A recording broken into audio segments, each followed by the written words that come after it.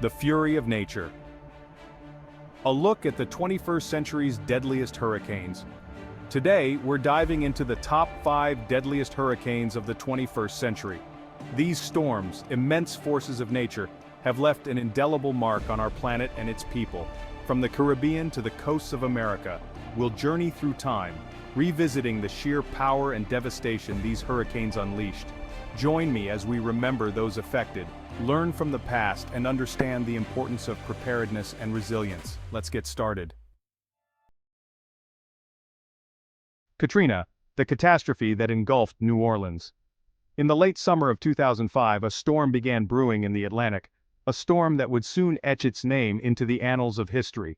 Hurricane Katrina, a Category 5 hurricane at its peak, made landfall on August 29, 2005, as a Category 3 storm, its sights set on the vibrant city of New Orleans. As Katrina approached, a sense of urgency gripped the city. Evacuation orders were issued, but for many, leaving their homes and possessions behind seemed an insurmountable task. The storm surge, an unrelenting wall of water, proved to be Katrina's deadliest weapon. Levees, designed to protect the city, crumbled under the immense pressure, unleashing a torrent of water into the heart of New Orleans. The images that emerged from the flooded city were nothing short of apocalyptic. Homes submerged, streets transformed into rivers, and the iconic Superdome, a symbol of the city's spirit, transformed into a refuge for thousands seeking safety. The human cost of Katrina was staggering. Over 1,800 lives were lost, a grim testament to the storm's ferocity. But beyond the immediate devastation, Katrina exposed systemic inequalities and vulnerabilities. The poorest and most vulnerable communities, often residing in areas most susceptible to flooding, bore the brunt of the storm's wrath.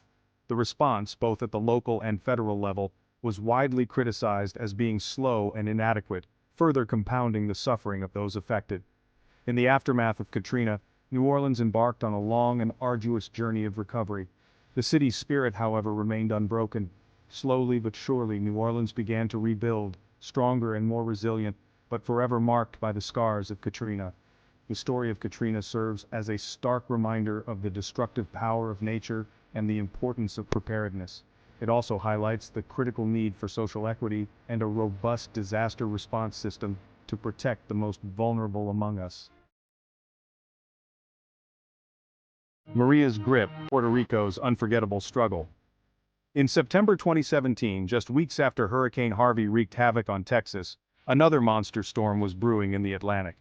Hurricane Maria, a powerful Category 5 hurricane, took aim at the Caribbean with the island of Dominica directly in its path. Dominica was devastated, but Maria wasn't finished. It continued westward, gaining strength over the warm Caribbean waters. On September 20, 2017, Maria slammed into Puerto Rico, a U.S. territory home to over 3 million people. The storm made landfall as a high-end Category 4 hurricane, its 155 miles per hour winds ripping across the island, unleashing torrential rains and triggering widespread landslides. The island was plunged into darkness as the storm decimated the power grid, leaving millions without electricity. Communication networks collapsed, making it nearly impossible to assess the extent of the damage or coordinate rescue efforts. The island was cut off from the outside world, its cries for help muffled by the storm's aftermath. The official death toll attributed to Maria in Puerto Rico stands at 2,975, but many experts believe the actual number is significantly higher, with indirect deaths caused by the storm's lingering effects.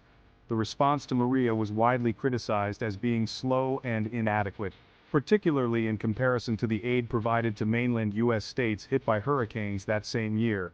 The island's infrastructure, already fragile before the storm, was crippled, leaving many without access to clean water, food, and medical care for months. The recovery process in Puerto Rico has been agonizingly slow. Years after the storm, many communities are still struggling to rebuild their lives. The trauma of Maria runs deep, a stark reminder of the vulnerability of island nations to the increasing threat of extreme weather events. Chapter 3. Irma's Wrath, a trail of destruction across the Caribbean and Florida. In early September 2017, as if echoing the fury of Hurricane Harvey, another monstrous storm emerged from the Atlantic, its path a menacing trajectory across the Caribbean and towards the United States. This was Hurricane Irma, a storm of unprecedented intensity, maintaining its Category 5 status for a record-breaking 3 consecutive days. Irma first made landfall in the Leeward Islands on September 6, its 185-mile-per-hour winds tearing through Barbuda, leaving the island in ruins. It continued its rampage, impacting St. Martin, Anguilla, and the Virgin Islands, leaving a trail of devastation in its wake. The storm surge, a relentless wall of water, inundated coastal communities, washing away homes and businesses. As Irma churned westward, Florida braced itself for impact. Millions evacuated their homes, seeking refuge from the impending storm. On September 10, Irma made its first U.S. landfall in the Florida Keys as a Category 4 hurricane, bringing with it catastrophic winds, torrential rainfall, and a storm surge that flooded streets and homes. Irma's impact on Florida was widespread. From the Keys to Jacksonville, the storm left its mark, causing billions of dollars in damage. The storm surge inundated coastal communities, while strong winds ripped off roofs, toppled trees, and knocked out power to millions. Despite the widespread damage, Florida's robust infrastructure and well-coordinated emergency response helped mitigate the loss of life. However, the recovery process was long and arduous, with many communities grappling with the long-term effects of the storm. Chapter 4: Sandy's Surge, when New York City faced the ocean's fury. In late October 2012, as the leaves began to turn and a chill filled the air, a different kind of storm was brewing in the Atlantic, one that would defy expectations and bring chaos to the most densely populated region of the United States. This was Hurricane Sandy, a storm that morphed from a hurricane into a hybrid monster, merging with a winter storm as it approached the East Coast. Sandy's path was unusual, making a sharp left turn towards the New Jersey coastline instead of following the typical northward track of most Atlantic hurricanes. On October 29, 2012, Sandy made landfall near Atlantic City, New Jersey, as a post-tropical cyclone with hurricane-force winds.